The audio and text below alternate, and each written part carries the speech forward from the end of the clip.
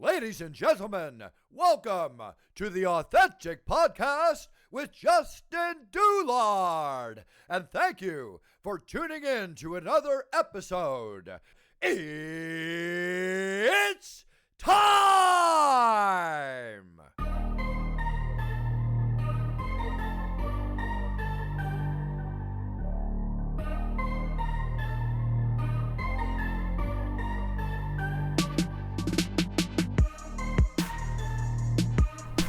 All right, we are back with another episode 42.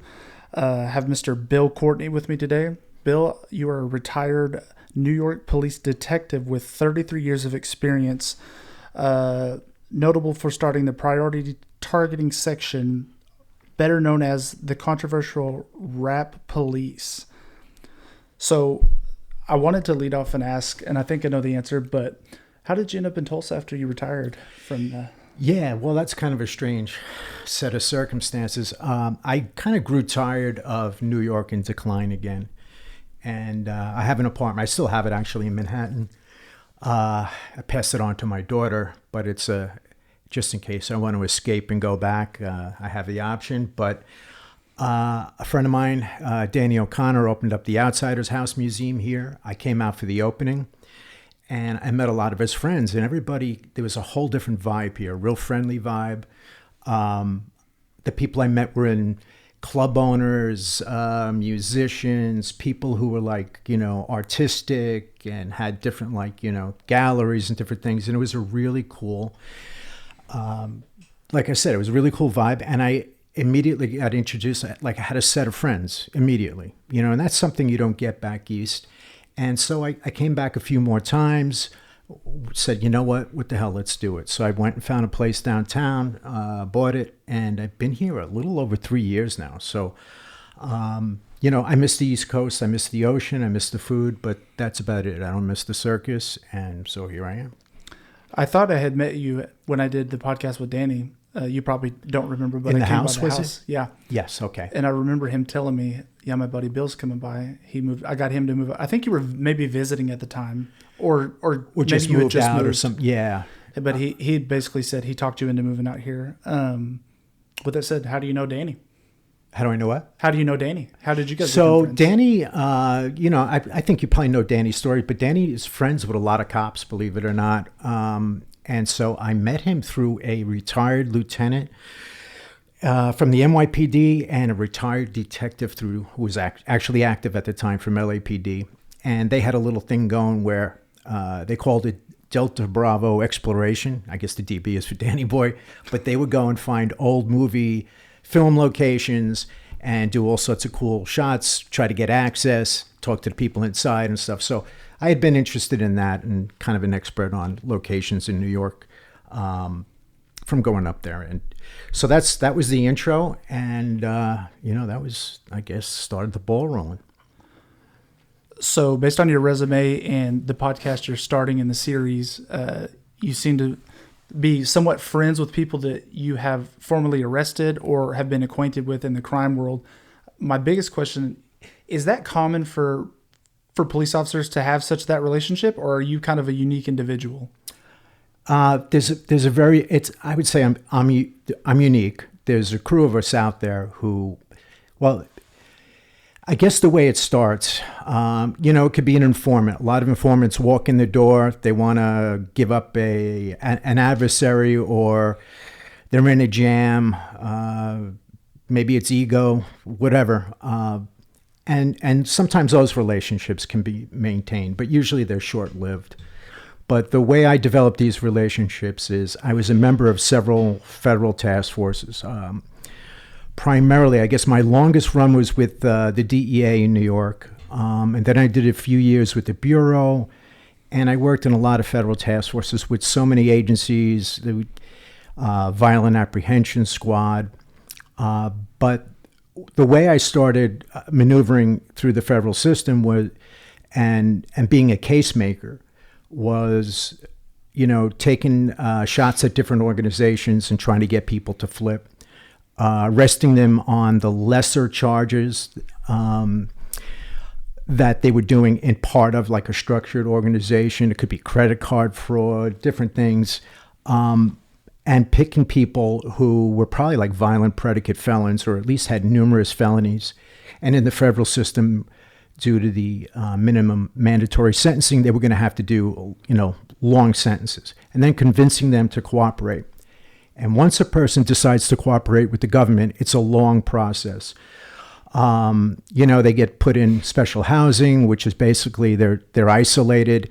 Their families start having issues where they think they're being followed, they're getting threats, and you basically adopt a dysfunctional family that you have to deal with. And there's a closeness that comes from constantly taking that person out of the prison situation into interview rooms and going over the case over and over again, bringing them back out because you want some clarity. What did you hear on the streets through your telephone calls from the correctional facility? And then the afterlife, if they go into witness protection, there's usually a blackout period. They may or may not contact you, depending on how serious they take the program. And then those who opt out of the program are usually eager to relive the old days. They can't talk to their old friends anymore. And you're saying they want to get back?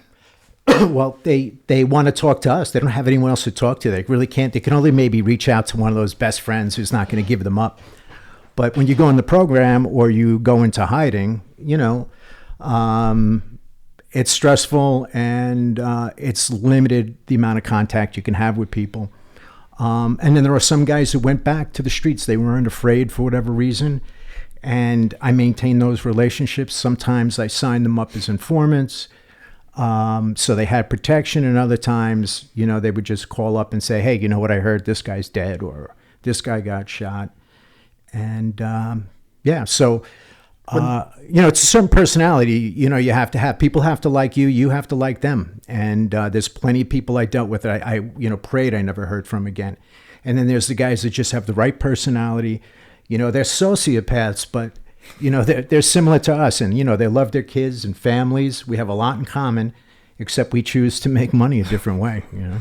Yeah, you said that a lot of the people you arrested or took down, they almost understood that it was part of the business, that Sure. you were just doing your job and they were doing theirs, and that's just part of it. Yeah, I matter of fact, it's funny. I grabbed a guy in a hotel room, the Lowe's Hotel, Miami Beach. He was in bed with a girl. We hit the door. And she started carrying on. And, he said the old, hey, they're just doing their job. Stop, gentleman gangster kind of stuff. And that's the people that you want to arrest, the people who, they're leaders. They realize it's a business, and, there's no reason to be adversarial in those situations. That doesn't do anybody any good. So those are the kind of crimes and organizations I like to go after.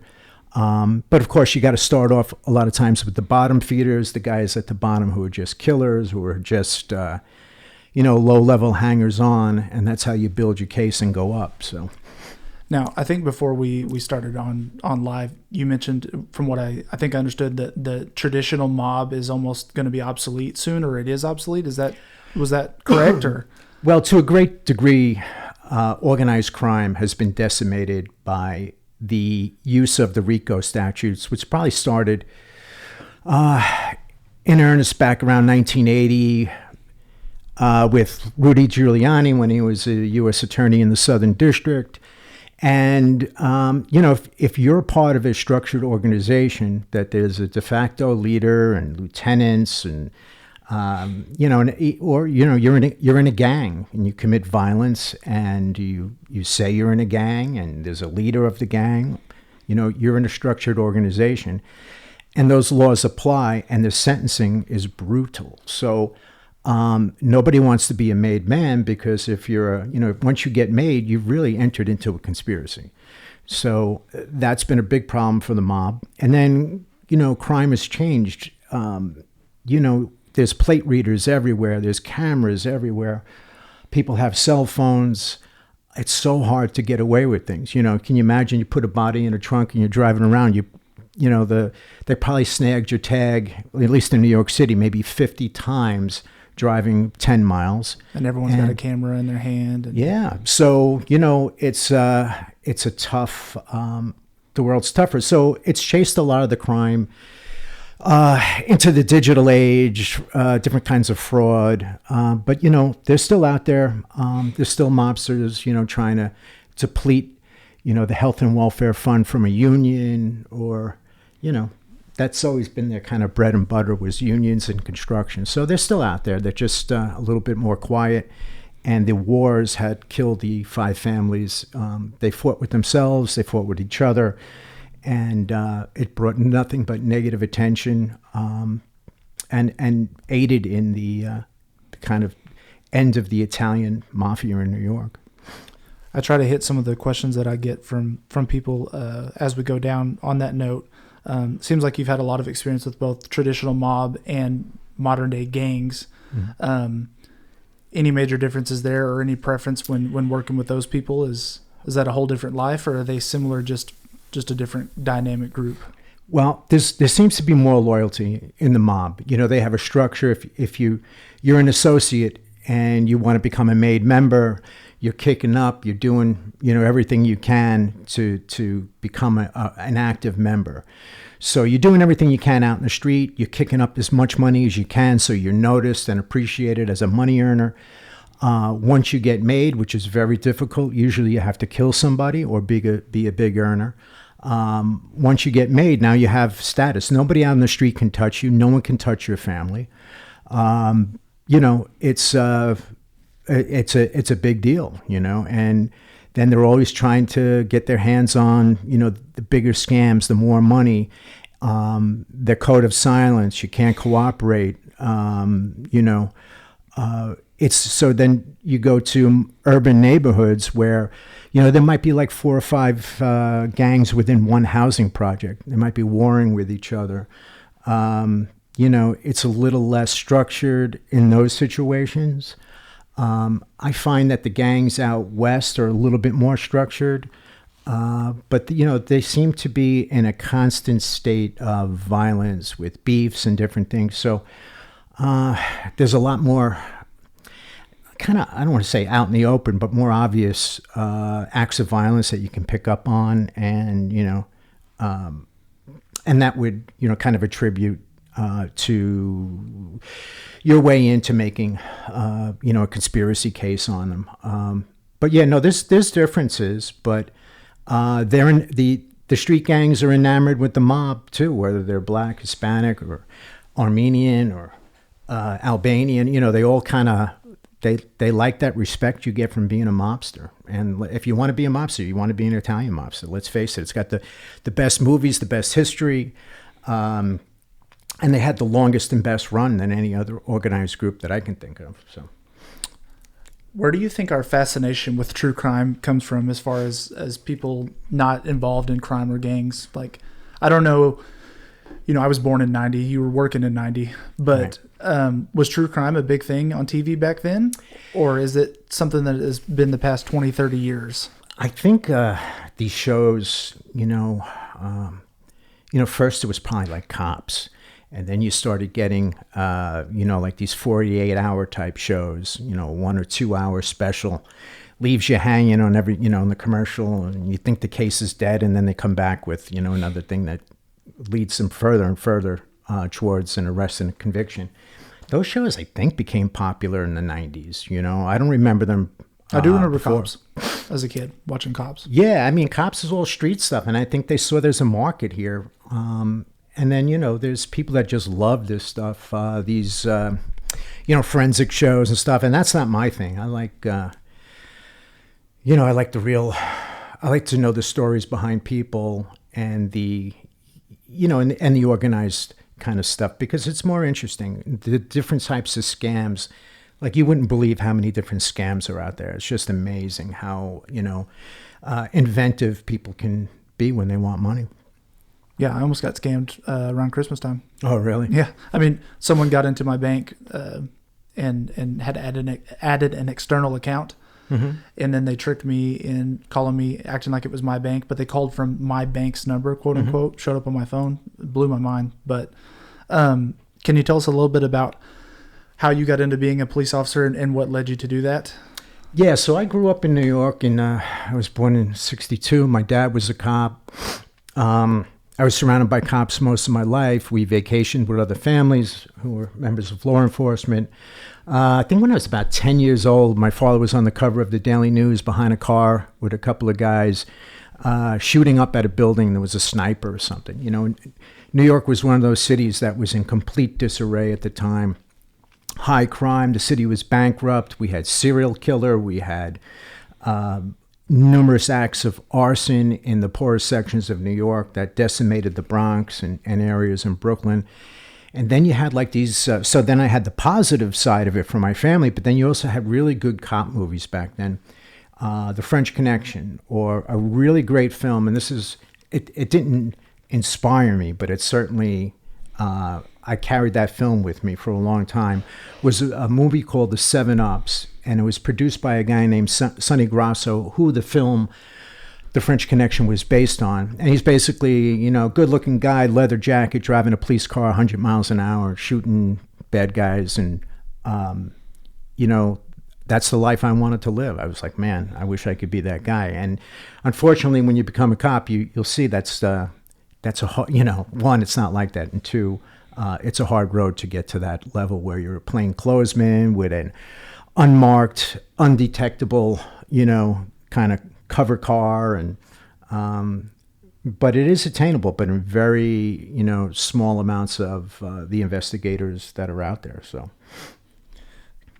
So how did you become the guy that started what they call the controversial rap police? So I was assigned to the DEA. I was assigned to a Colombian team, and we made huge seizures of cocaine, powder cocaine. I was assigned to a Colombian group. Are you an undercover guy? Or no, we're just investigators. But, you know, we had high-level informants. Some of them walked into the embassy, maybe in Cali, or came and approached the government, particularly maybe, let's say, the DEA, and said, hey, look, I know where there's huge amounts of money. And they would give up stash houses, and they would be rewarded very well. And so we were doing really big cases. I think the first year I got there, we seized about 700 kilos of cocaine. The next year it was about 1,000. And then in I think it was 97, we seized over 2,500 kilos of cocaine that year, millions of dollars, cars, businesses. And it was a lot of fun. It's a cat and mouse game. You're putting tracking devices on cars. You're getting up, you're listening to their telephones, using translators for the most part. And you're out in the street and people are calling you, say, hey, they're on the move. They're supposed to meet with some guy. He sounds important.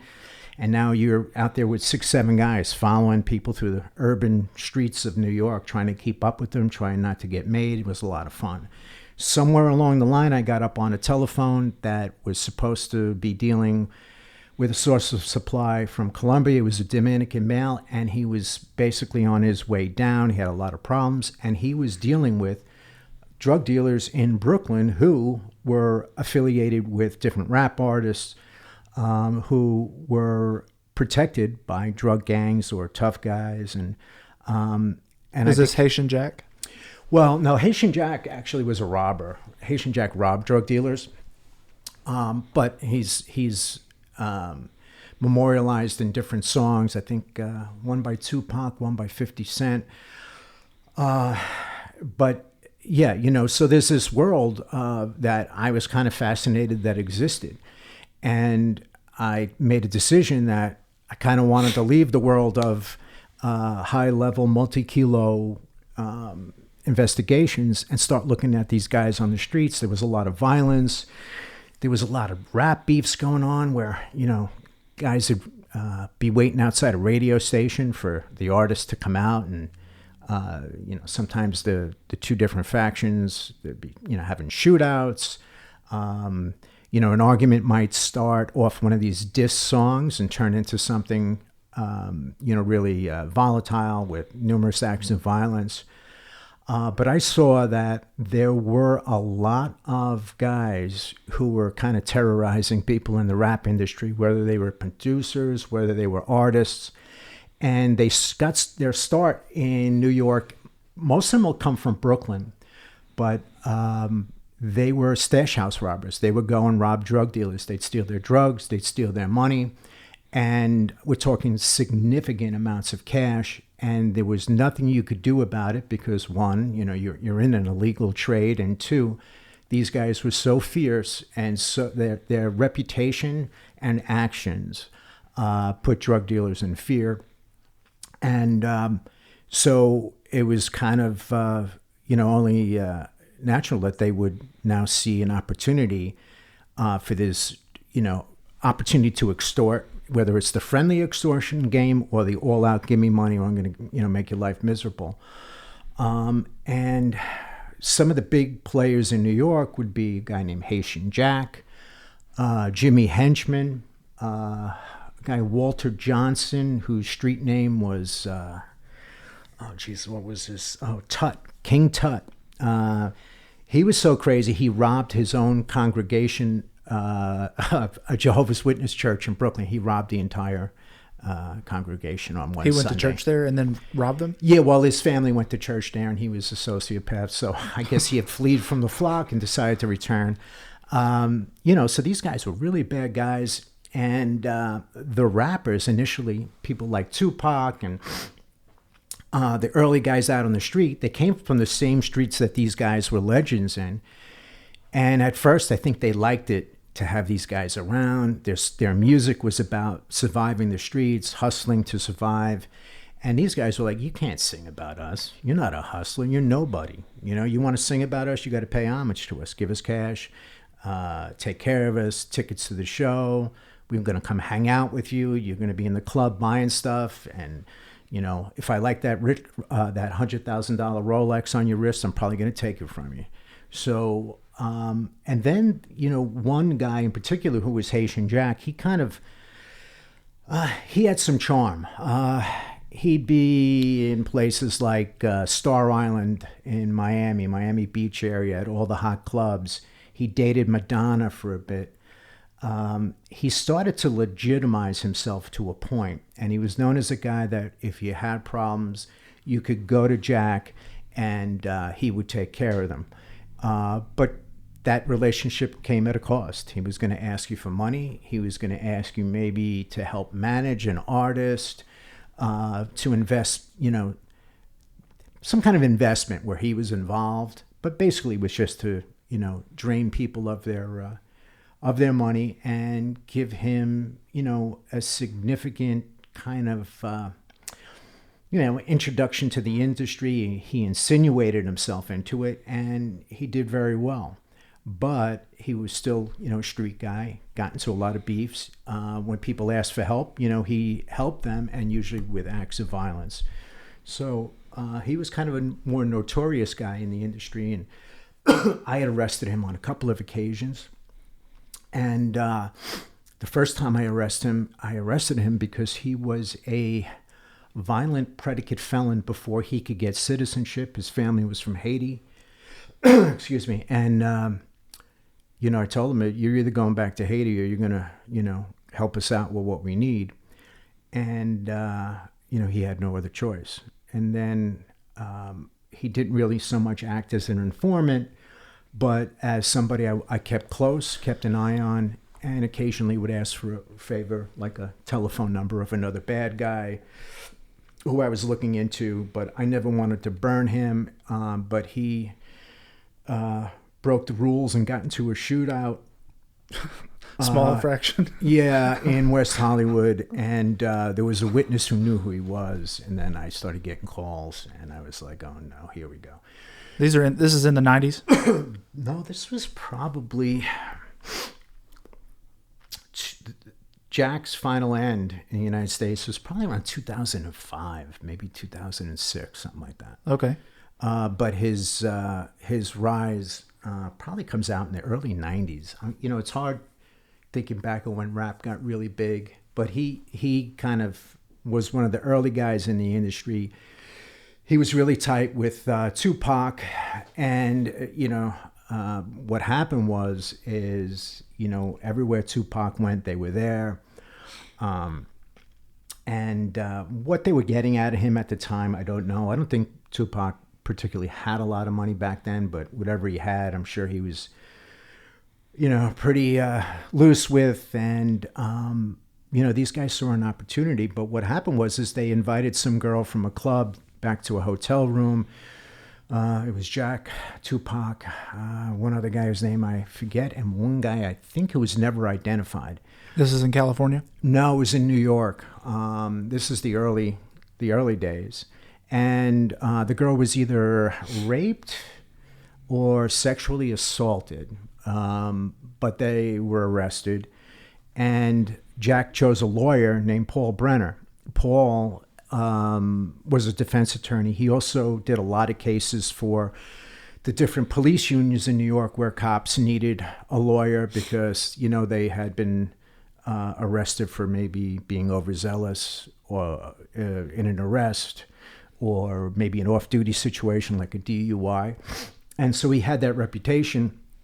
And Paul told Jack, you better take a plea. And he did. And Tupac just was mad that I think he maybe he set this girl up, but maybe he felt that, he kind of talked himself into being somewhat innocent, which isn't true. But and that these bad guys, they're the ones who are the real bad guys, and they're the ones who should be, taking this to trial just like me. And Jack took a plea, and then Tupac went out and said, hey, he's got a cop attorney. He must be a rat, which wasn't true. And just before his sentencing, Tupac went to a club and met a writer named A.J. Benza and told him some stuff, probably, not in confidence, but just in a normal part of a conversation. And it went into print. It basically alleged that all his troubles came about with this guy, Haitian Jack, and Mike Tyson had warned him about him, and that he was out of his league. He shouldn't be hanging with these guys. And they got me jammed up. So he is found guilty. He's supposed to go for sentencing. And before he goes for sentencing, he wants to make a little extra money. He's got to pay off lawyers. He needs some money out there for his, his girlfriends, his mother, whoever.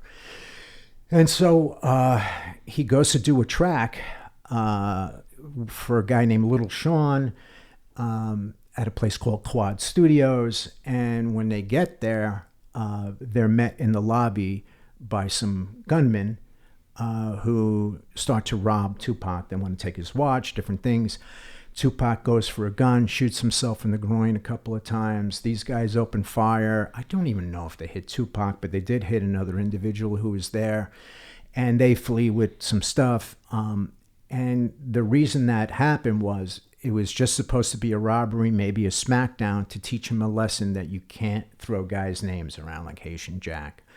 The robbery supposedly, allegedly, was ordered by a guy named Jimmy Henchman, who was a cohort of Jack's. So, these guys never cooperated. Police put together what they could. Years later, more and more information came out about it. And, it's funny, Jimmy Henchman ends up becoming a manager, and he managed people like The Game, who was a pretty big artist. And he ended up inevitably was a manager who was also a cocaine trafficker and also a violent guy. And he got into this whole rap beef thing with 50 Cent and numerous acts of violence, murders, shootings. And it was a mess. So he's serving life in prison now. Jack is, after the shooting he was involved in, I don't even know if I talk about that, but he was supposed to be a good boy, and he was supposed to report to me, anything that he that law enforcement would be interested in, and he really didn't do that all that much, and never really acted as an informant. But he was with a rapper named MC Light one evening. Some guys he had a beef with were in a club called Monroe's. They had words. He took MC Light outside, came back in, and shot them. Haitian Jack shot them? Yeah, Haitian Jack shot them in the legs to teach them a lesson, So there was an informant outside who I knew, actually. I had met. He was being controlled by somebody else, by an LA sheriff I knew. And he said, yeah, Haitian Jack just chased these guys around the Club Monroe's and shot them. So he called me, and I was like, oh, Jesus, what are we going to do now? So, I had to get Jack to come in. And so I didn't want to call him like the day after. So I let it float for 2 or 3 weeks, let him feel comfortable. And then I told him, hey, I need you to come out into LA. I got some stuff, pictures I want you to look at and different things. And he came out, and we jumped him in the lobby of a Hyatt hotel on the Sunset Strip. And he pled out to, I think, a gun charge on that case with the knowledge that he was going to be deported. Now, why were you in LA? Well, I used to do cases, the NYPD, we never really thought we had borders per se. So, we followed people all around the country. We met with different law enforcement or, agencies all around the country, or we just went out and did our own thing places. Mostly surveillance, mostly to question people about, different leads we had. But I teamed up with a guy named Mark Gaiman from the LA Sheriffs. He was a detective with the Major Crimes Bureau. We hit it off. We had a lot of fun doing cases together. And we kind of combined our efforts to investigate organized crime in the film, television industry, and music industry. So we really had the intelligence we had from both sides was great. And we had a lot of good times out there, a lot of good cases. And I think that one case we did together, which had different facets and sections to it, but I think it lasted about 7 years. So I was flying back and forth from New York to LA a lot, sometimes Miami. That was probably our second most popular stopover point. And a lot of times we wanted to see with rappers who they were running around with. Sometimes we knew that a guy in an organization maybe had a warrant out for his arrest, and we'd pull over their cars to find the guy, look around the vehicle where the guy was maybe, try to flip him, try to get intel on what was going on. So, we were busy nonstop. There was shootings all the time outside of radio stations, outside of events. The silliest beefs in the world, turned into violence because these guys needed protection from guys like Haitian Jack and Jimmy Henchman. So they had all sorts of bad guys from their hood with them, and it caused nothing but trouble. The industry got real.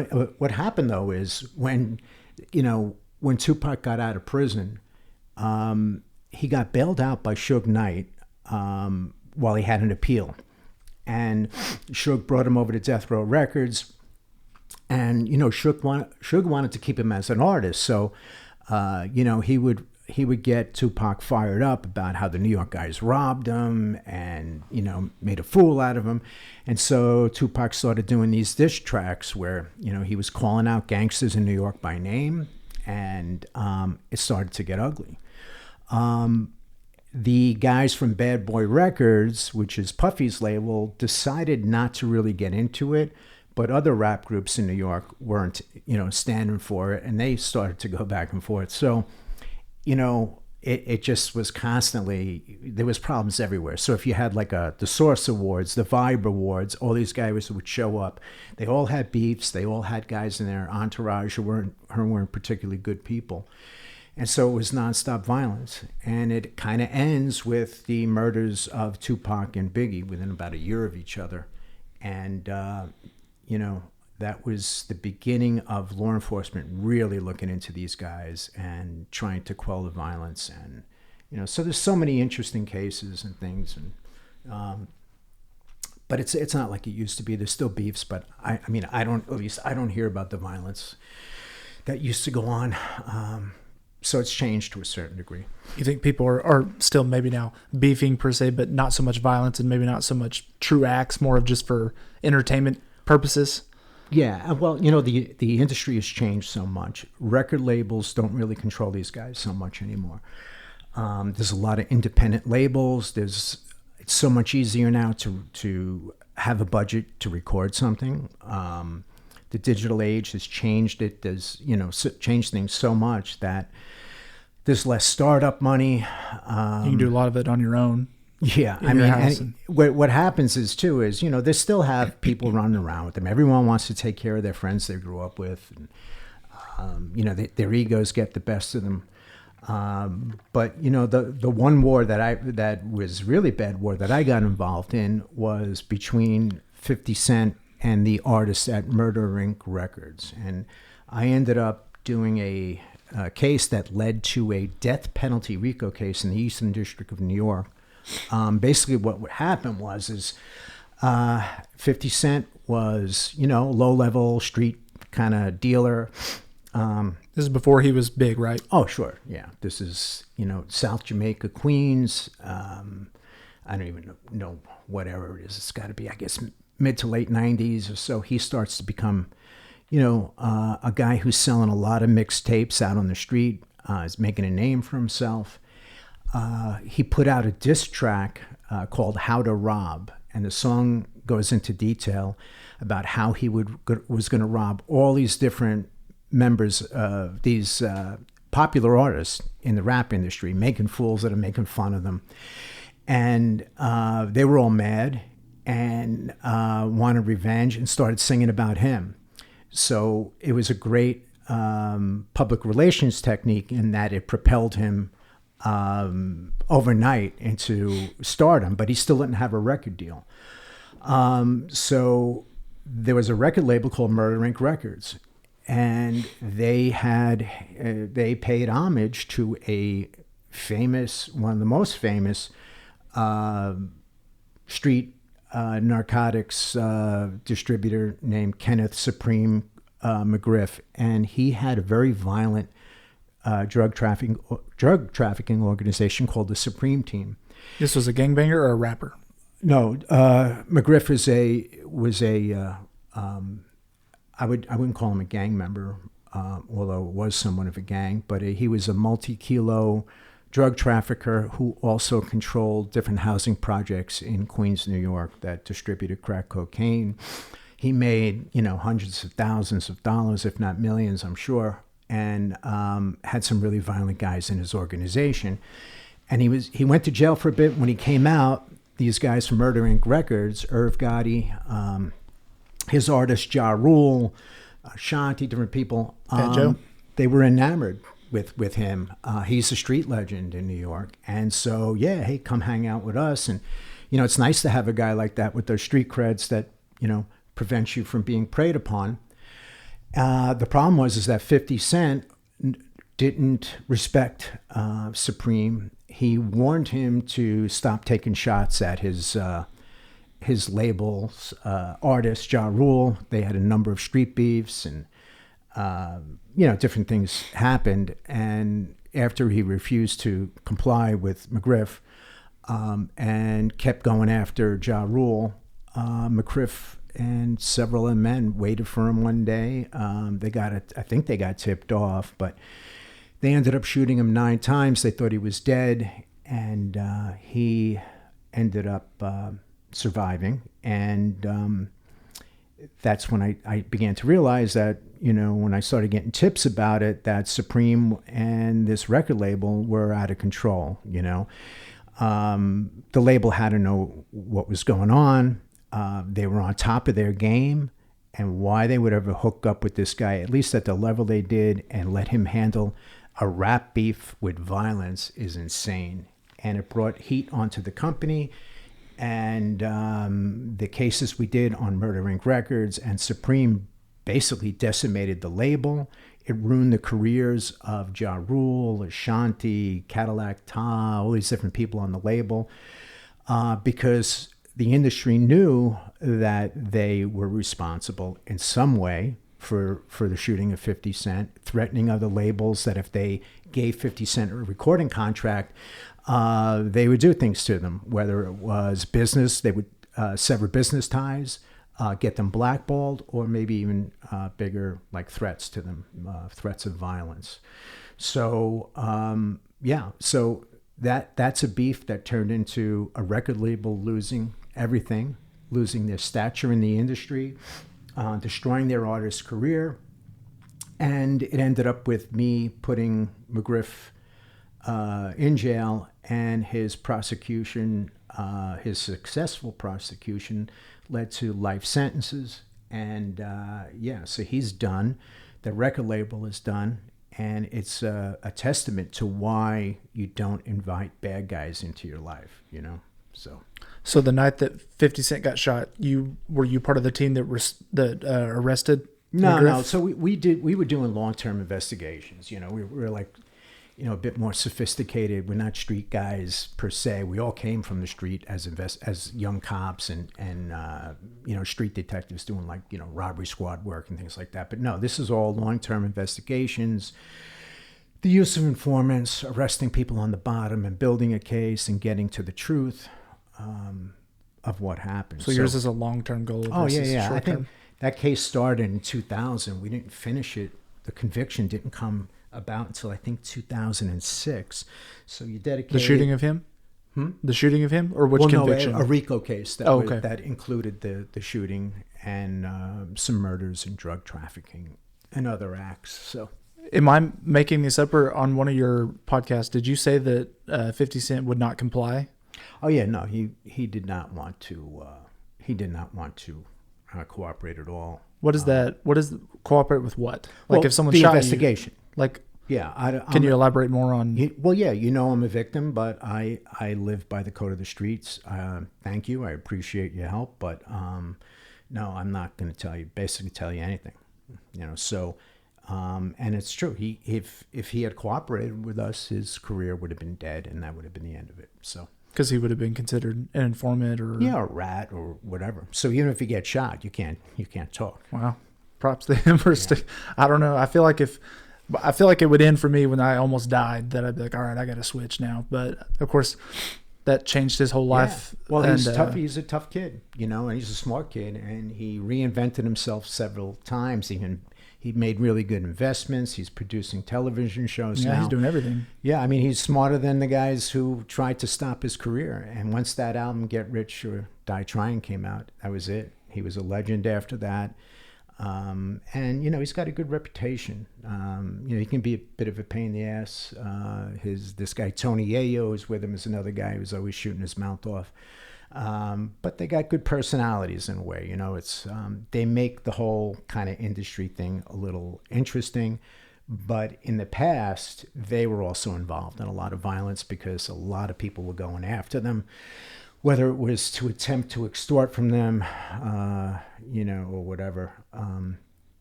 Those guys survived a lot of different shootings and different things. You know, when people see 50 Cent on TV, they don't necessarily know how many times those guys survived being, you know, shot at by guys like Jimmy Henchman, another guy, World, who was really big in Brooklyn, shot it out with them one night. A lot of violence in that industry, and it's all kind of gone. You hear about stuff occasionally. You hear about rappers who are involved with drug guys and different things, thinking that they're, you know, some of them are legitimate, you know, street guys who have a gift in the rap industry, but, you know, if you don't walk away from that life, it's going to come back and haunt you. So, were you ever chasing these guys and investigating these guys long term, but listening to the music that they're putting out at the same time? Yeah, you know, like, so. If you're even a rap guy. Yeah, no. So I'm a big music guy. I have an eclectic taste in music, and I always kind of like groups like. 50 Cent, I thought that one album he did was great, but I liked, you know, these really crazy bands like NWA, you know, singing about all this violent stuff. You know, I didn't necessarily like their sentiments about the police, but, you know, they looked cool. They you know, the songs were, you know, they were violent and crazy, but they were doing something much different than anyone else. And there's groups like Public Enemy, Wu-Tang Clan, you know, they're very interesting people. And, you know, they're singing about things that are somewhat interesting, life on the streets, things that I knew about. Yeah. And there's people in the industry I don't like, that you know, I've heard them speak. I've done cases where they've come up in not necessarily anything I could prove, but, yeah, I didn't like them. I thought they were bullies or stupid or whatever.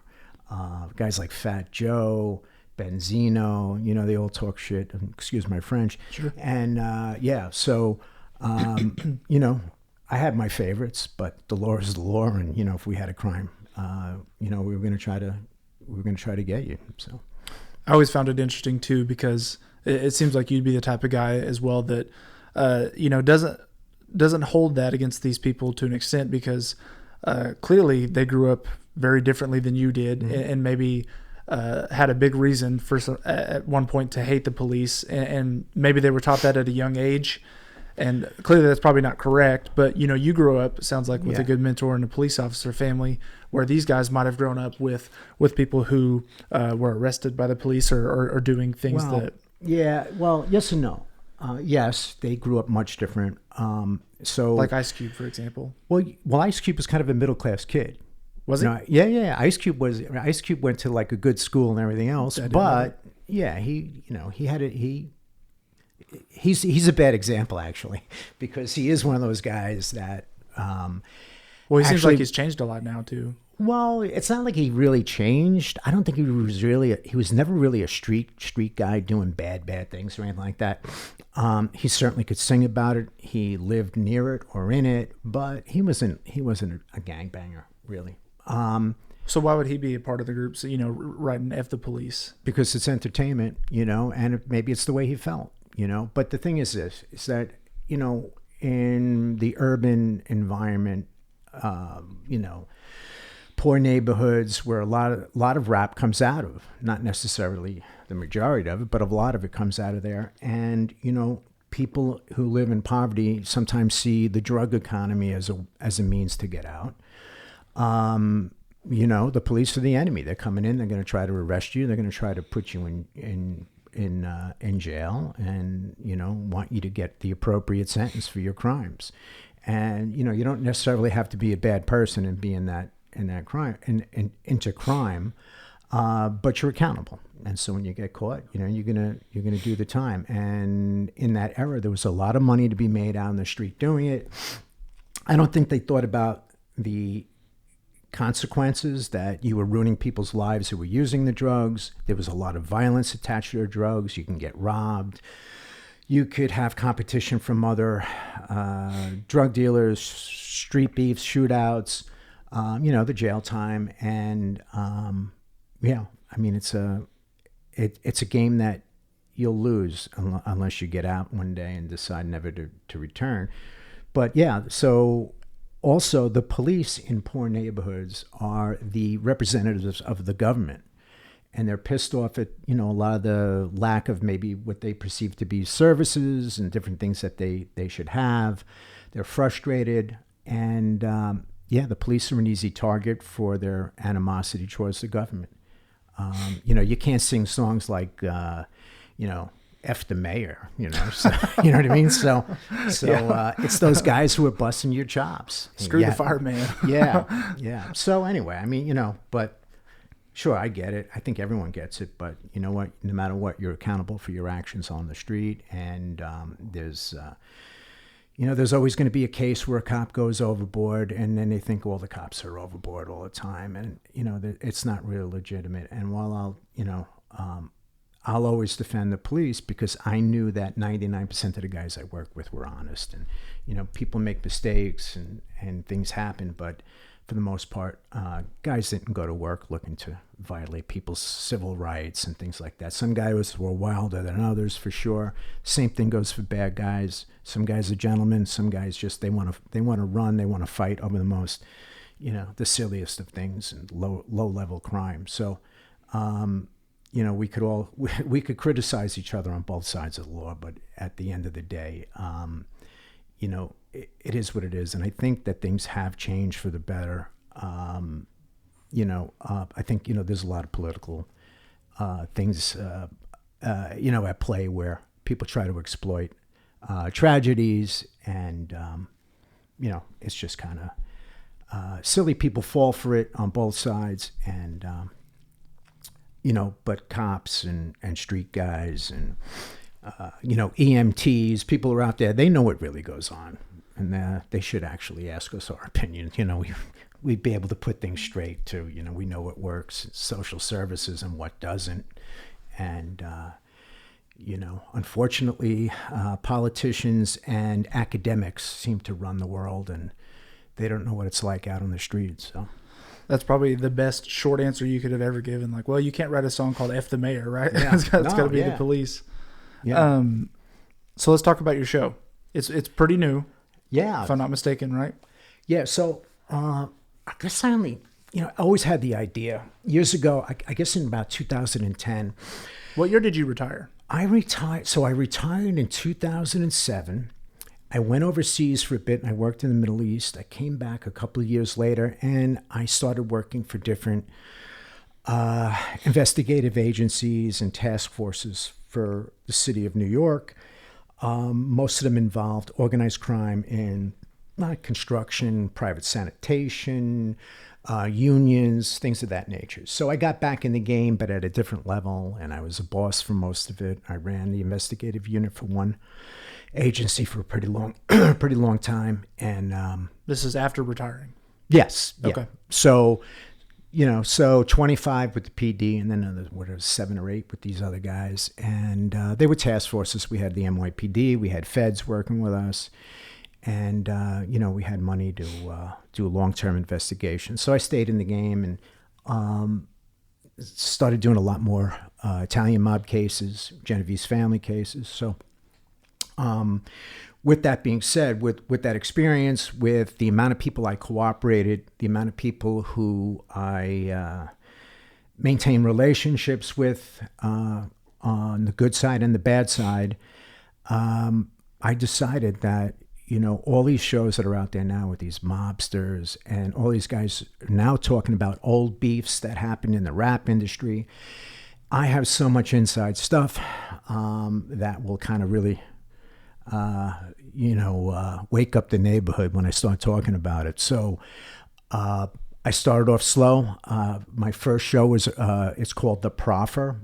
A Proffer agreement in the federal or state systems means law enforcement prosecutor invites a potential, a person of interest, usually a defendant who's already arrested, and gives them the opportunity to sit down and talk with immunity, that they can say anything they want in that room and it can't be used against them with one exception, and that is if they change their story, if they testify on the stand and tell a different story that they told that day, then we can reveal that there was a proffer and that that's not what they said the first time around. So I had done so many proffers. I mean, I don't even know how many I did over the years, trying to flip guys, getting guys to flip. And, When you say flip, you're saying like become an informant? Yeah, to cooperate with the government, to either testify, give information. And anyway, so, I saw that all these guys in organized crime, now they have their own shows. They're all, some of them are legit gangsters. Some of them are nobodies. Some of them fabricate stories. Others tell the truth. Most of them cooperated. That's how they are able to speak freely to their past, because they have coverage for their past crimes. Then there's a few guys out there who don't, who just taunt these guys, call them rats and everything else. But I say for the past 2 or 3 years, this has really kicked off big. They have huge followings. They're generating a lot of income on YouTube, Patreon, public appearances, and most of them are full of shit. So I know guys who aren't, and I decided that, it would be more interesting to have a show with a seasoned investigator or agent and a real crook, a real mobster. And when we have these conversations, I know exactly what they're talking about with terminology. I know a lot of the players they're talking about. And I can add to the conversation. You can tell me about an incident, and I can tell you, well, one of the guys who was there, I had a case on, and whatever. So right now we have about 5 or 6 in the can, and we put 2 out. The first one is an old friend of mine who was an assistant to David Chase on the television show The Sopranos, and he has a really great story about the ins and outs of the program. and not the program, meaning the television show. Really interesting stuff. It sticks with the mob crime kind of thing, the theme. And the second show that I put out was about the Biggie and Tupac investigation.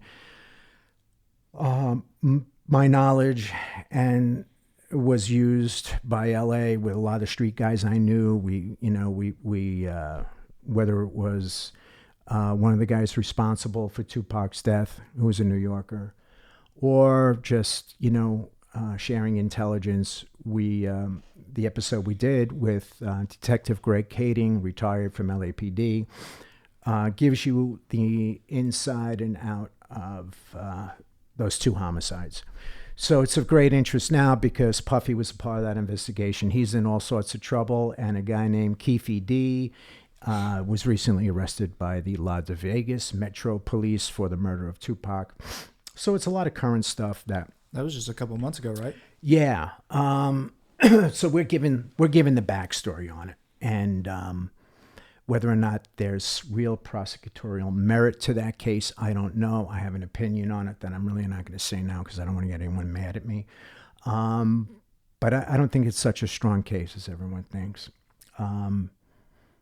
Yeah. So I have a guy named Gene Borello who I filmed a show with. Gene was kind of a low-level guy, a street guy, but a crazy guy who shot up half of Queens for about 5 or 6 years and did a bit of jail time. I have a girl whose parents I arrested and got sentenced to multiple life sentences. She agreed to come on and speak to her life without her parents. I have another show with a famous prosecutor from the Manhattan DA's office who had really, really top news-noteworthy, shocking kind of cases during the violent era of New York in the early 90s. I have several people coming out to do shows. I'm going to travel some of them. Guys like Michael Frances, who I've known for years, agreed to do something with me. I don't know. Michael's huge, right? Michael's huge. I remember seeing his stuff, I feel like 6-7 years ago. He's everywhere. So I met Michael about, I think around 2010. I was retired. He had been out of prison and was no longer in that life. And so it was nice to meet someone on those terms. And I appeared on a television show that he had called The History of the Mafia. And so he was a nice guy. And then I watched him take a career as a born-again Christian who would do speaking engagements at various ministries around the country. There were men's meetings, and he was sharing his experience and his faith to different men around the country. And, he made good money on his speaking engagements, and then he started to address his past life. Now, you didn't know Michael while he was an active criminal? No. I had some cases going on Michael's brother, John. That's another story. I did a lot of work out in L.A., but, yeah, Michael's one of those guys. He legitimately, changed his life. His story is too long to tell, but he's a very likable guy. He's a smart guy. He's a great public speaker. Really, really good guy. So if a guy like that can get, his shit together, anybody can, And he's confirmed to come on your show? Yeah. Well, we texted each other back and forth, and yeah, we're going to do something. Michael he's the top of the game. So, I'm beholden to whatever he wants. He doesn't need me. I need him. So yeah, hopefully he'll be gracious with his time. All of his content is great. Yeah, we do have a relationship, from the past, doing some work together on a documentary. And real good guy. Did I tell you about Anthony Ruggiano? I have coming out on the 22nd of February. We're going to do the podcast at Church Studios. And after it's over, we're going to do a live event at the Venue Shrine on the 22nd. Doors at 7, show at 8. And I'm just going to interview Anthony about his life in the Gambino crime family. He's another guy, not a born again per se, but a guy who had a life with addiction issues, who embraced Narcotics Anonymous, became an alcoholism and drug counselor, and speaks about his past and his cooperation with the government during an era of the mafia where they no longer protected you, your family. They didn't help anybody out and caused him, his back was against the wall, and he basically cooperated to save his life and his family. So, a lot of interesting stuff. Now, I have a lot of people on the back burner too, really interesting, really violent guys who want to come on. Detective I used to work with, I told him I was moving out to Tulsa, and he said, my family is originally from Tulsa, and their business was burnt down.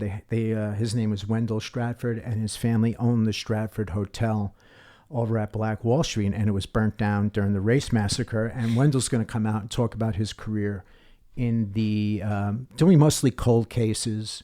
Had a lot of real big time cases. A really great detective, good guy. So, it's varying. I'm not just covering the theme of mobsters and cops, and two, we're willing to take a step towards some of the other things that are going on out there, as long as they're interesting and as long as I can get a tie to organized crime or just crime, I'll be happy. And so.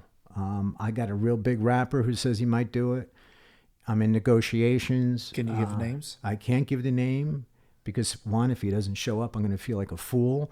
And two, I don't think he wants anyone to know, because if he decides not to do it, it might be a thing where, he just wouldn't want anyone to know. Big rapper currently or previous? I don't know what he does these days, but one of the most famous guys, yeah. So, I'm gonna make that a big secret, so everyone's gonna have to watch my podcast, right? So, I want to ask before we go too deep.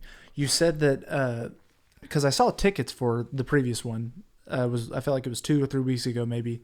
Yeah. But you're doing a podcast yourself and then interviewing them in front of a live audience after with just a little Q&A? Is that how that works? Yeah. So we do the video podcast, and we did. Then we pick a venue. Do something similar to, it's not filmed or recorded, but we do something similar where I'll interview them and have a conversation with them, and then we offer the audience a Q&A period where they can ask some really good questions, and they'll get like honest responses, and everything you needed to know about the Italian mafia, this guy knows. So he was born into it. His father was fat. And this is coming up when? This is coming up on the 22nd, February 22nd at the Shrine. Where can we get tickets? Tickets, you can go on the Shrine's website, and they're on sale through I think it's like Stubwire or something. But yeah, just go to the Shrine's website. And his name is Anthony Ruggiano. And is this your first one with a live audience? This is going to be my second live audience, but my first Italian American member of La Cosa Nostra. Yeah, and this is going to be the first live public viewing for that. Because there's some podcasts where they do it live, but there's an audience while they do the podcast. So I wasn't sure. So I don't like that. Yeah. The sound is always a little off. Sure. But so that's why I like I like watching podcasts with the video is nice. The sound has to be good. The background, helps.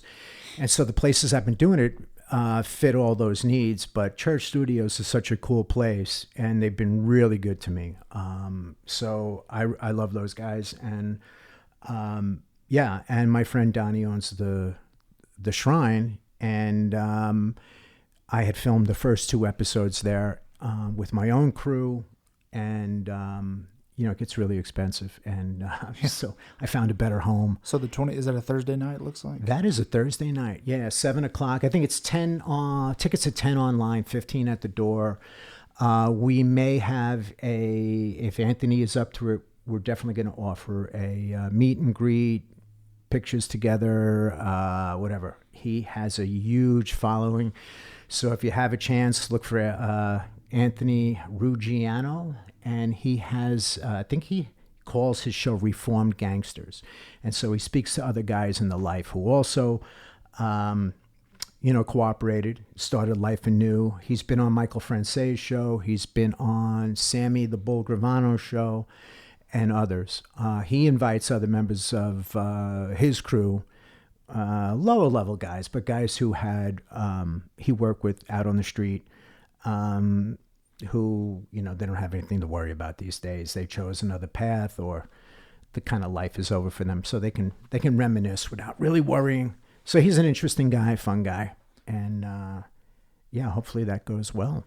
Can you talk about some of your long-term goals with that show? I know you mentioned trying to pitch that to maybe make it big and you got to look for a TV show that has a TV station, cable station, production company that does stuff a little bit different than other people, like Vice TV maybe, or whatever.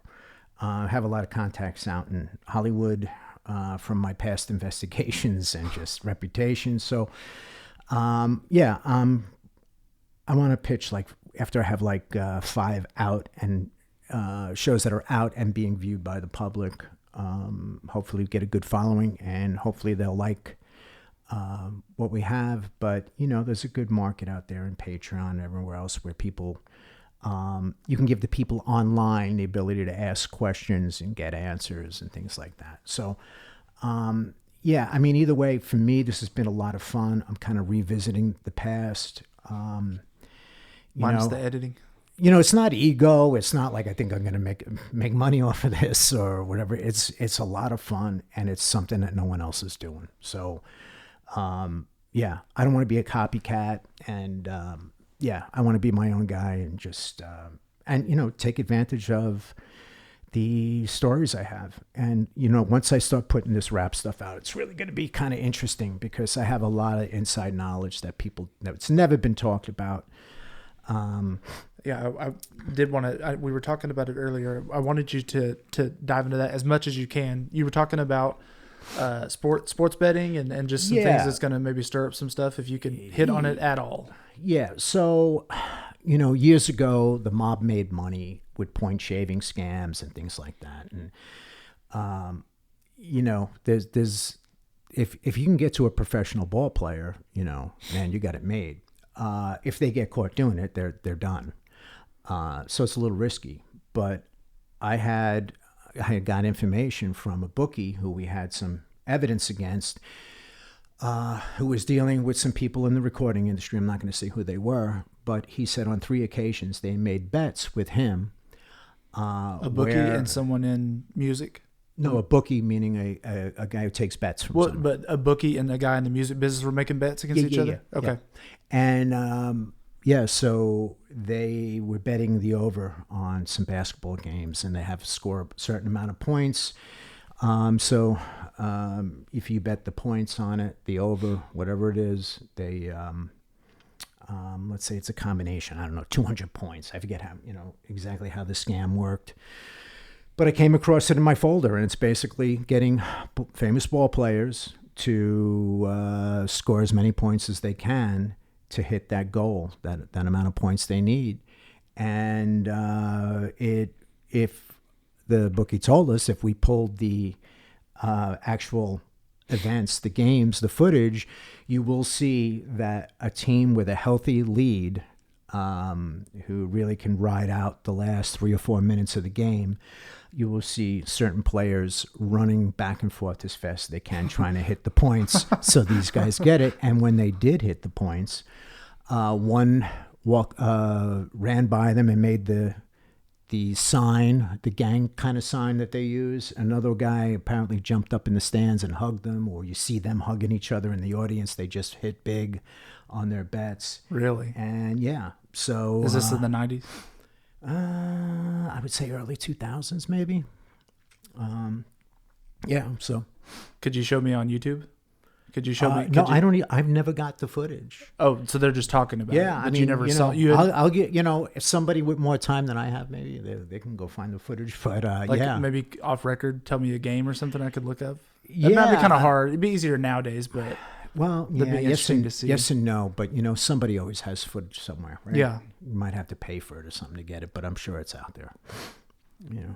Do you think with legalized sports betting that stuff is kind of dying off a lot more than it used to be? Because now you can bet legally in like half the U.S. Well, no, I mean it's not so much that. Well, it's not the bet; it's not fixing. The bet, it's the how to manipulate it. Do you think that's still alive and well? I would assume so. Yeah, I mean, I don't think it ever was at any. I don't think it's widespread, but you'll hear all the time people have these conspiracies, whether they're true or not, that when a football team hits those last few points, like why did they need to do it, or whatever. People see things that maybe I don't or you don't, or when you watch some of those games and you see the lines, I don't know, it's a little tough, man. It gets a little hairy. Yeah, I think when something's obvious, I don't believe it, but that's me, and give me some evidence, and I'd be glad to talk about it. But So I had a guy on my show. Are you an MMA guy at all? I know a lot about it. I know about the startup of MMA. I was actually asked to look into the guys who started it out in, I think it was Vegas years ago, because everyone thought they were organized crime guys, and they really weren't. So is it the Fertittas? Yes. Everyone thought because of their name and everything else, they had to be mobsters. And somebody, I think they were investing money in it or whatever. And I got a call from some guys who represented them and wanted me to ask around through the organized crime world if they were anybody. And the answer was no. So they're, to my knowledge, filthy rich from owning they own multiple casinos. They own station casinos in Vegas, which is like a dozen properties. Well, and that's always been one of those things. If you're involved in casinos, you have to be organized crime. But that's not true, because the gaming commission in Vegas does a very good job vetting people's licenses and stuff. But if you put it all together and you're gonna dump money into a company and go, oh yeah, these guys own casinos and this is their name, and you want to do your due diligence that you're not being robbed by somebody. This isn't a fake investment. So they checked out clean. But anyway, going back to the MMA, Yeah. So through a friend of a friend I had on the podcast and met several years ago, I had a guy on the show that I followed for a while, former fighter, got into sports betting, and this is where it gets hairy, because was public with it, and was still an active fighter. And fighting, it's not like football. Mm-hmm. You don't have a game every Sunday. You could fight once a year. You could fight once every 6 months. Sure. So he was a active fighter on the back end of his career, but he also owned a gym and was a coach, a very prominent coach. He was on The Ultimate Fighter years ago. So starts talking about betting, talking about who to bet on fighters, very public, which it seemed like, NFL guys are getting popped for betting and they're getting suspended. NBA guys are doing it. College guys are getting caught betting on the phone and they can't do it. Well, in MMA and UFC, it seemed like this gray area, because, Floyd Mayweather bets on boxing all the time, or he used to. I don't know if he does anymore, right. But fighters were betting on it as well. And it seemed like it was okay. They were, it was on their YouTube. It didn't seem like a big deal. Well, when it got to be a big deal for James, who I've had on the podcast, who's obviously he's now went off the record because he's probably still under investigation, but he started like a streaming service where you can a Discord, like kind of like a group chat, charging $20 a month for betting tips. Mm-hmm. But it seemed gray because he's a coach and coaches active fighters and still knows the game, right? But it was still public. Well, it got hairy whenever one of his fighters seemed to go into the fight hurt. Mm-hmm. And the commissions, whatever you call them, the gaming commissions, after the fight had happened, noticed a huge swing and influx of bets on the fight, specifically to end a certain way, which is in round one and by KO, TKO. So James's fighter goes in there and loses in like 50 seconds. If you go back and watch the clip, which I could show you this one. Right. Looks like he's hurt. Doesn't look like he really tries a lot. Loses in 50 seconds. So they go back and watch the tape, and they look at all these bets. I guess there was a very, very large number on, and this was not a big name guy. You know, you're not betting on Conor McGregor. He probably gets billions of bets. This is a guy on the prelims. So James, guy who I had on here a couple years ago, who I was very fond of, still am, but he seems to be in some serious trouble. Uh-huh. And that was the first, to my knowledge, one of the first bigger cases of an active guy getting caught and busted like that. And when that happened, a week later, he used to have a YouTube channel and Instagram. It's all gone. And that's been, I'm paraphrasing, but that's been almost 2 years ago, I want to say. And you haven't heard anything about it. Yeah, well, you know what? Sometimes you know something happened, but there's no corroborating evidence, or, yeah, no. I had, we had to walk away from cases at time. We knew, we weren't going to be able to get what we needed to put it over the top. But you revisit stuff, and once you get involved in these are allegations, but once you get involved in bad things, you never know if someone's going to step forward who can corroborate that information and, put you in a bad position 5-10 years later, so. Did you find it interesting or watch the documentary on the NBA ref? I think he was an East Coast guy. Oh, yeah. Tim? Yes. That's a while ago, right? Oh, yeah. I think it was early 2000s. Yeah, that was, yeah.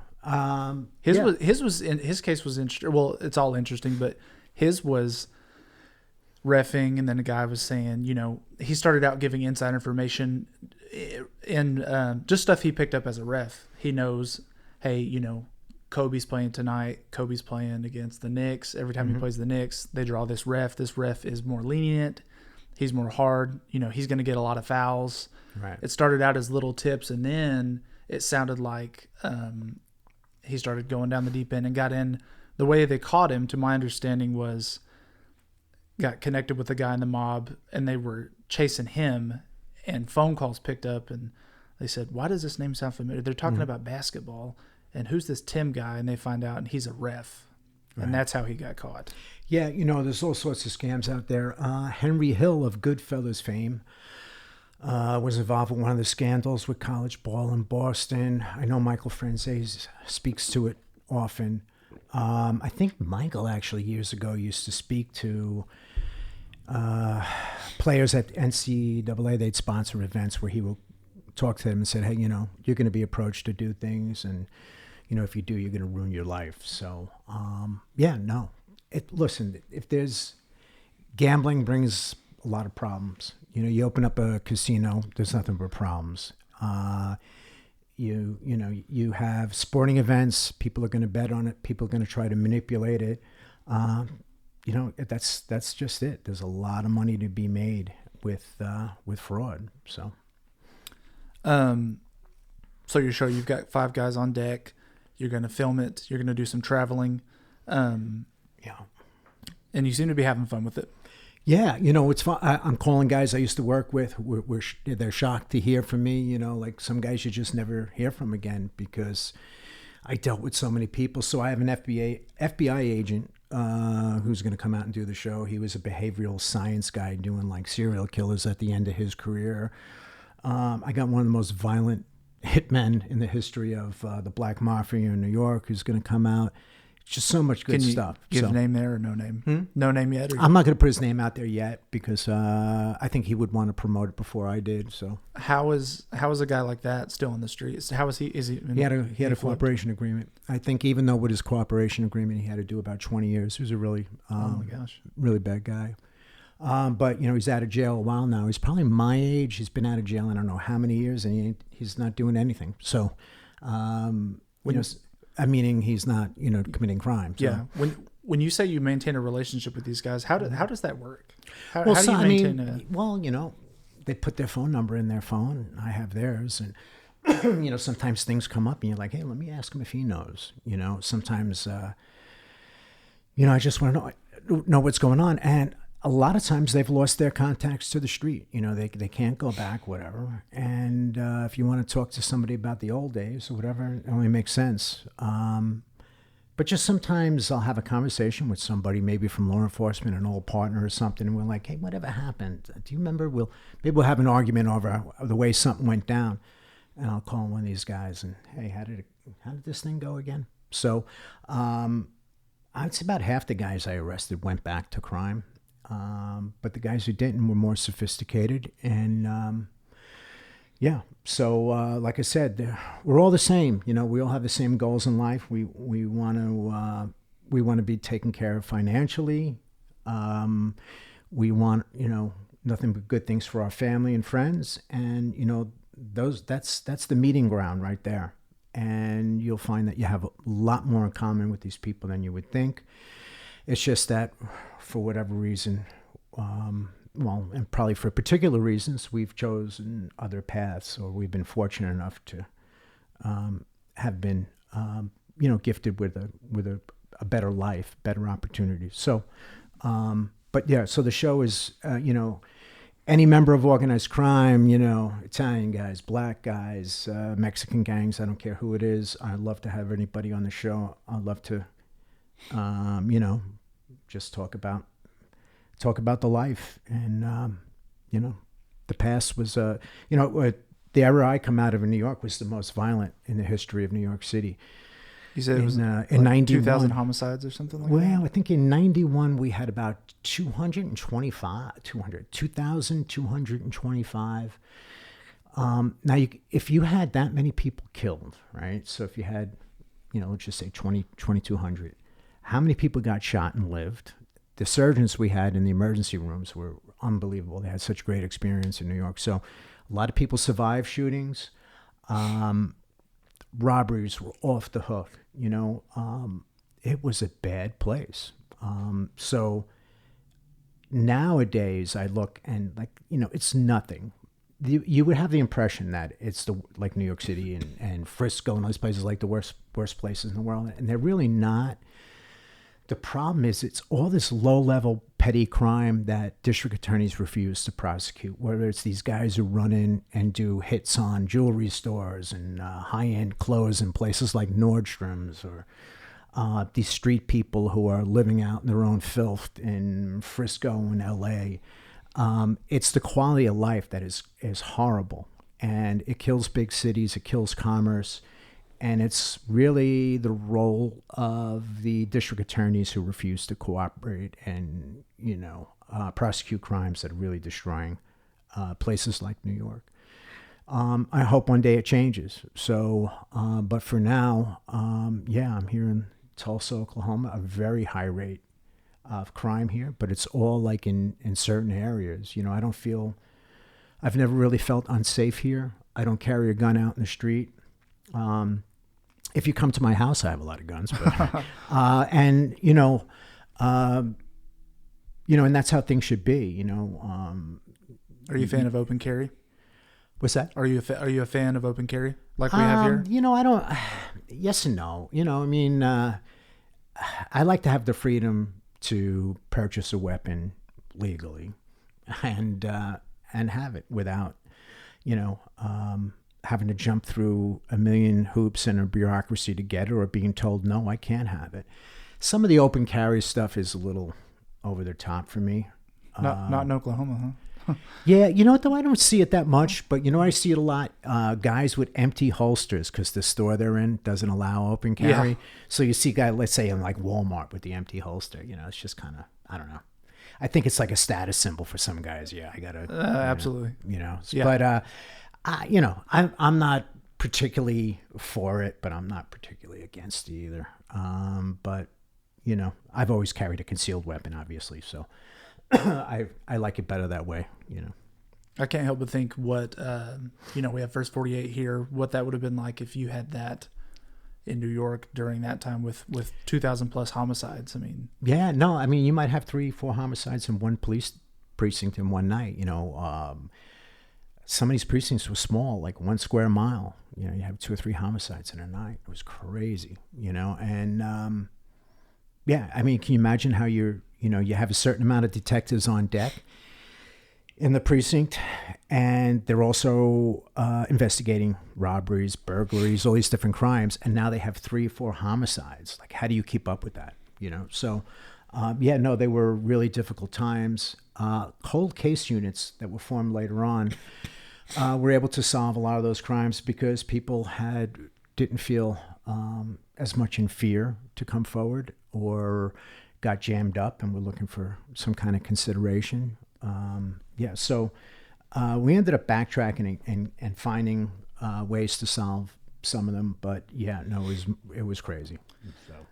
You ever think you might have any opportunity or did you have any knowledge of at the time of Whitey Bulger's crew coming from Boston? No, or is that too far away from you? No, but I do know a guy who it was a Genovese guy who can speak to being in prison with Whitey. But no, in New York, we call Boston Scranton with clams. It's when we don't think very highly of it. It's a big rivalry, as you know, with our teams. But some really bad guys in that town. Really bad guys, really violent guys. But no, I don't know much about it. I do know the story out here, but yeah, I don't watch a ton of true crime. I mean, I do, but I don't. I'm not like a fanatic, but I did watch Black Mass a couple months ago, and it just made me think of it. So because those guys flipped, right? Quite a few of them. Yeah, well, the FBI, and New York FBI was guilty of it too. They had the best informant, the highest level informant, and they wanted to keep that going. And then there probably came a point where like, oh my God, I've let this guy get away with so much. How can we ever prosecute him? I'll be exposed for letting him get away with this stuff, So I think that's probably what happened on a few of these cases. But there's some, I think it was Greg Scarper in New York. They found out was a cooperator for many years. It's something that and there's probably other incidents we don't even know about, other players out there. But yeah, don't know much about the Boston crew, but there's guys out there telling the story. So it's good. Bill, I did want to ask a couple of questions too. I tried to cover a lot of them, but just a couple more if you don't mind, that were directly submitted. One being, you feel like most of the people or everyone you caught was actually guilty of the crime, or do you think there were some times where it did not match up? So that does happen. Witnesses can be bad. There could be a misidentification. I did come across once where a detective had made an arrest. We didn't think that the defendant did it. We were talking amongst ourselves. I was in a robbery squad. We did pattern robberies. What's a pattern robbery? Like numerous robberies, and same guys, 2 guys, one guy's got a shotgun kind of thing. You put them all together. So a guy made an arrest. I didn't think he did it, but he was picked out of a lineup. I ended up making an arrest with some precinct guys about 2 months later, and got the actual guys. And this guy was cleared of it. But what used to happen, and I don't know how they do it anymore, but we used to have a book full of photos, or we'd use a computer software and we'd load it up with different people. And, if people are trying to help you, they're trying to help themselves solve a crime. And sometimes there are misidentifications. And the way you present opportunities for people to look through these mugshot books and stuff, I think was probably responsible more than any other, of misidentifications. That would be the way it would happen. And I don't know how they handle it anymore. But, if you pick somebody's photo out and you look at the guy and he's just like an assault guy, he's a drunk or something, you'd have to say to yourself, this can't be the guy, so, I've seen it happen, but I never saw it happen maliciously or for reasons like that. But sure, some detectives are better than others. Some have more experience than others. Some are a little bit too maybe aggressive and want to lock up the world. But you don't need mugshot books anymore. You just look for the cameras. So, but I've seen it happen. Like I said, it was nothing malicious. But yeah, sure it happens. These two could maybe go together depending on your answer, but Could you tell us about one of the biggest cases that you were most proud of solving? And then maybe who was one of the more powerful people that you worked hard to put away? Yeah, well, I think the one I talked about before, the Supreme team, we did a RICO case on them. They were responsible for numerous homicides of their competitors. Can you kind of explain in layman's terms what RICO is? Yeah, the RICO. You hear that term a lot. Yeah, RICO is basically a racketeering act where people who have organized criminal, crews, they need special attention and special laws to prosecute them because there's a leader, there's a structure of soldiers and guys out on the street, associates, maid guys. They're complex. And when you're working for an organization, even if you're a guy who's just bringing in maybe the sports betting, and you're kicking up to the boss at top, you are part of an organization. And even though you're a low-level player, you deserve to be charged with a more serious crime. So you're getting penalized for penalized funneling up to the top? Well, you're getting penalized for being a part of a crew, being a part of, you don't have to be the murderer in that crew, but if you're a part of that crew, you're all basically being treated as the same. You're being treated as an organization as opposed to, a specific act that you were. So you might do something a little more low level, but because you're contributing to a bigger organization, you're going to get hit harder. Exactly. Okay. So RICO cases they've decimated a lot of, the bigger organized crime groups in the country. They've used it with gangs. It became really popular. Giuliani started using it constantly when he was at the Southern District, running the Southern District, which is the U.S. Attorney's Office in New York, I'm speaking of. So, yeah, it's a great, effective tool. And, if you have a gang in North Tulsa that's terrorizing people, they're having shootouts with other organizations, they're selling drugs to your kids, it's nice to have the ability to get them the appropriate sentences that they deserve, that you might not be able to when you just keep grabbing them for, selling drugs on the corner. They get maybe a year or two. But when they're also maybe stealing cars and they're also, doing some kind of fraud and whatever. It's one organization and the leader reaps the benefits of it. And so they, if you want to be a part of an organization, you got to expect to do bigger time. So,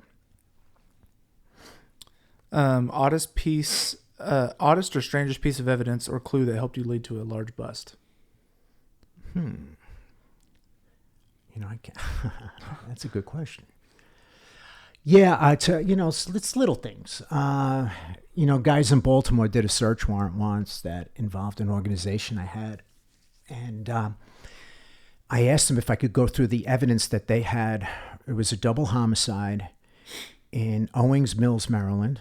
And the guys were killed out in the street had a stash house that was part of an organization in New York. And they didn't have much to go on with the homicides initially. And we had information that it was a group that I was investigating. So I went down and asked them if I could look through the evidence. And we found a VHS tape, and I popped it in. And it was a woman speaking on the telephone with an old school VHS camera, pointing it out the window. And she's on the phone. She's going, well, he's outside now. He's in his car, and there's a barbecue. Get over here now, And in the background, you can hear like a television show or a radio show. I think it was a television show. And so it came to me that film, this woman was being paid to give a guy up whenever he showed up in this location. There was a hit team out there waiting for him to show up at different locations. She called her boyfriend, who was part of the hit crew, and said, all right, he's out here now, get over here. Oh. And they wanted it filmed. They wanted his death filmed. Oh, wow. So anyway, she gets scared at the end, puts the camera down. So she was actually going to film the shooting. Yeah. Wow. So I figured out what the shooting was. And then my partner, guy Tony Castiglia, was really great detective. He ended up getting the television shows that day for when the homicide happened, and you can sync it with the camera action, and her guiding in the hit teams. So, it's just like one of those things like, you could put the video in and just like it's some woman, and there was a lot of nonsense going on before it where I could have just thrown it back in the box or whatever. So, yeah. But you just had this inclination, you threw it in. No, I just wanted to know if you find something in a stash house and it's a VHS tape, obviously, you got to do your due diligence and watch it. It's got to be something of interest. And, but I think I think I remember that it was a little wobbly in the beginning, where it was kind of like, what the hell is this person doing? And it was really difficult to listen to.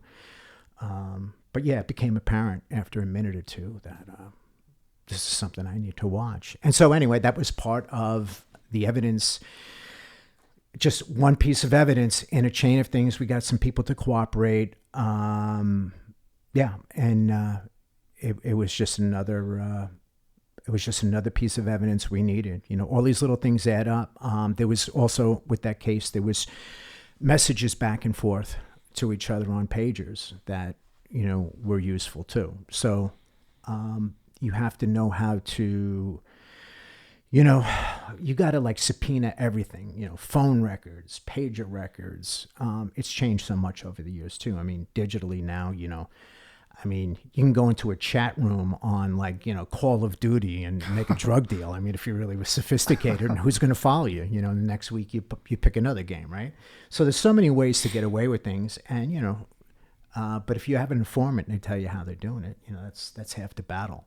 So if you get if you have a good team of investigators and one guy's got really good informants, guys are really aggressive and believe in, going out there, pounding the streets and putting the hours in to get this stuff done. It's very rewarding. And, I was lucky that about 2 or 3 times in my career, I worked with really good guys, and I didn't have to so much rely on my own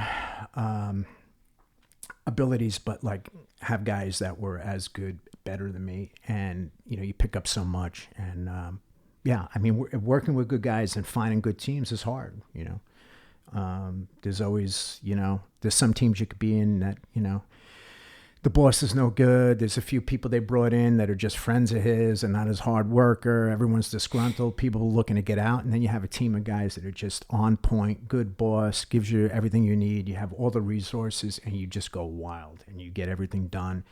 And, you follow it through to the end with convictions that really mean a lot to people. On one case, I got to call a woman on the phone whose son was killed, and his son read a letter at the sentencing that was very heartfelt and, some closure for them. To me, if somebody hurt somebody in my family, I'd want revenge. I want something to happen to those people. I want them to pay with their, the death penalty, years in prison, and, that's not for us to say, that's for the courts to say, but it's nice to be able to bring about closure for people, a successful prosecution, and get people out of the neighborhoods and areas that they're are suffering under these guys, Yeah, absolutely. Last question I had, could you tell us about one of the more intense moments that you've had in your career? Intense. Oh man, we could be here for an hour.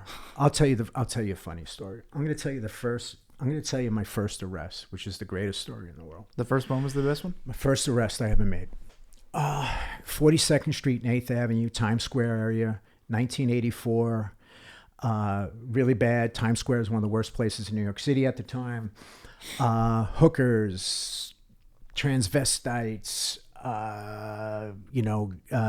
teen prostitutes, robbers, scammers, drunks, the people that like that kind of stuff, sex clubs and porn theaters. It's just a really bad place, but very colorful and crazy and a great place to get, experience. So I'm working with an old timer and he tells me, we're on a foot post, tells me, do not touch that radio.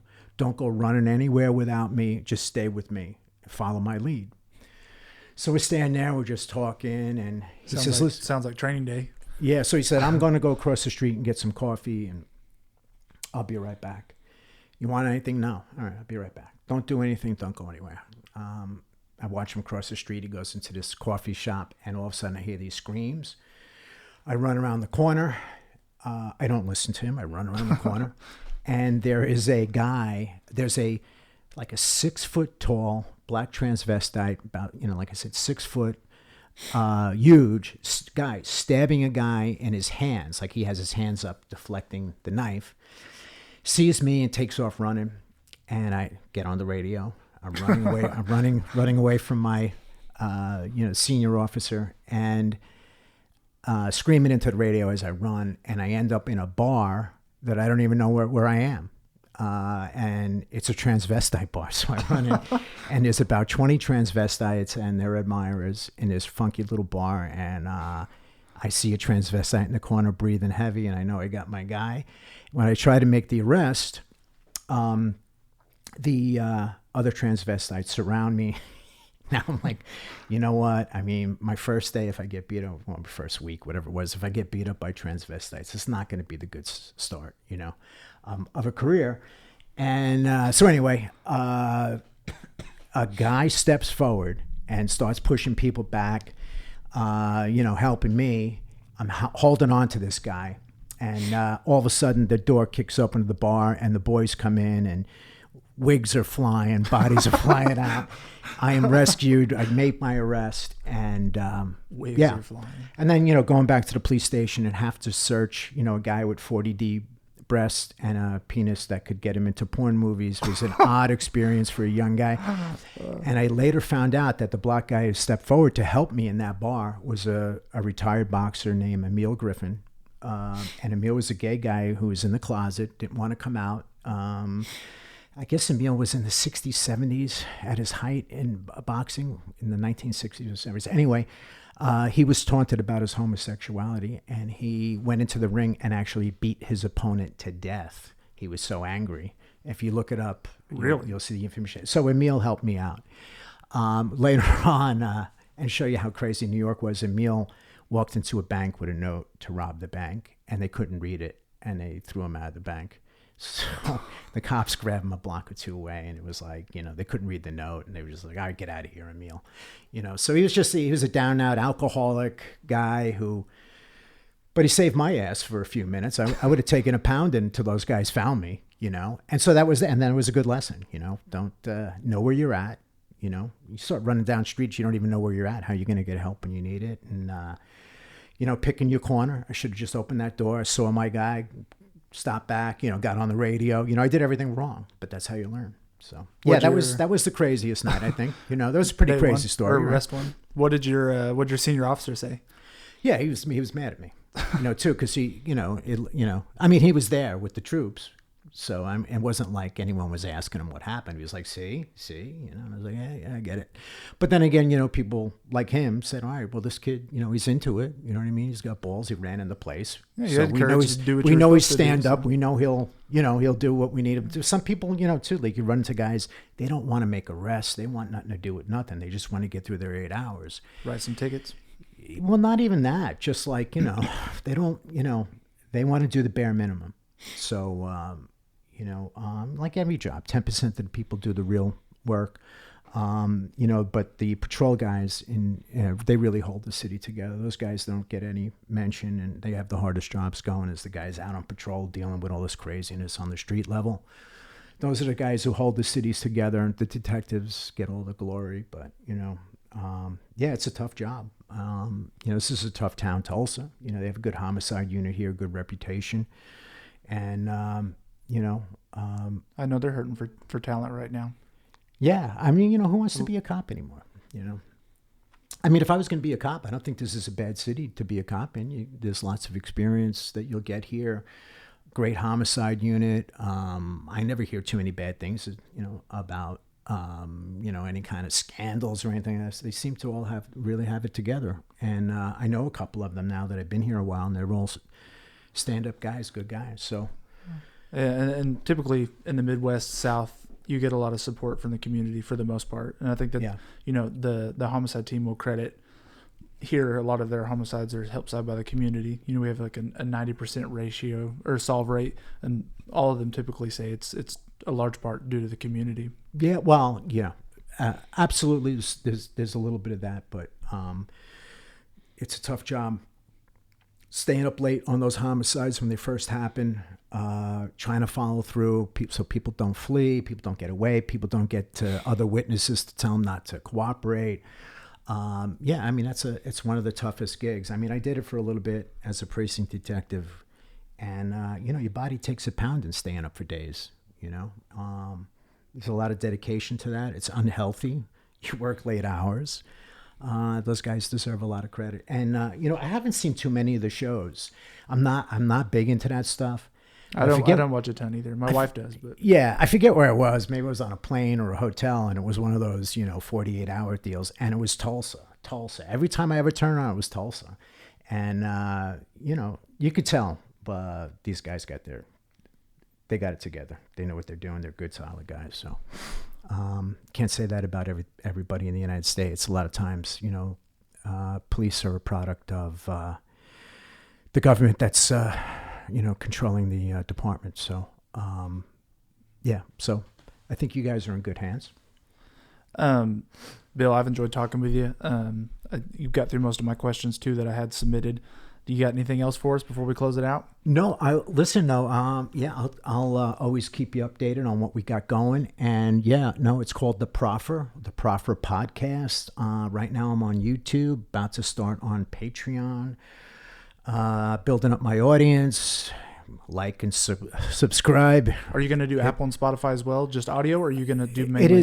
It is on audio. I use one of these apps that sends it to Apple, Spotify, and something else. So, because I watched the YouTube, I didn't see it on Apple yet, but it should be. I've been having trouble getting the word out because there's a basketball coach named Bill Courtney, and he puts out a ton of videos. So and then there's the guy, the professor, the basketball player. They call him the professor. He plays street ball out in the street, and he's like a showboaty kind of guy. So who knows? Maybe actually, I think you're right. When I typed in the Proffer on YouTube, I think that was the first thing. So then I had to add the Proffer Podcast, and it popped up. Well, if you look too at algorithms and popularity, and podcasts that generate income, they'll always pop them to the top. So while I'm getting my start, it's hard to get the audience. But once I start getting the bigger mobsters and stuff like that, I think I'll find my audience. And I think I have it more than just law enforcement. I have, like I said, I did the Sopranos episode. I found a girl whose parents, she was orphaned when I put her parents in jail. I'm willing to cover everything, let everyone have their opinion. I'm not looking to get into it with people. Your opinion is your opinion. You say yours, and I'll say my perspective on it. Everyone has the ability to speak. I just don't like to get into politics or political ideology and mix that in. It doesn't do any good. So it's the Proffer. You can look it up by the Proffer Podcast and or my name, Bill Courtney. And going to be doing as many events as we can in Tulsa. Show's going to have to travel a little bit, but and then if you're really into rap and beefs and all the craziness, I have some really killer stuff coming out. So I'm going to try to get that out on, find my audience with that, because it's really going to be interesting to some people. Well, Bill, thank you once again. Let me know if I can help in any way. I'll share your stuff, and then I absolutely will be in attendance for one of the live episodes. I think that's awesome. I think Lindsay and I would both like to go. So, well, awesome. Thanks for having me. And I'll see you guys there. I'll comp your tickets, buy a beer, and we'll see you then. Thank you, man. I appreciate it. All right, pal. Thank you.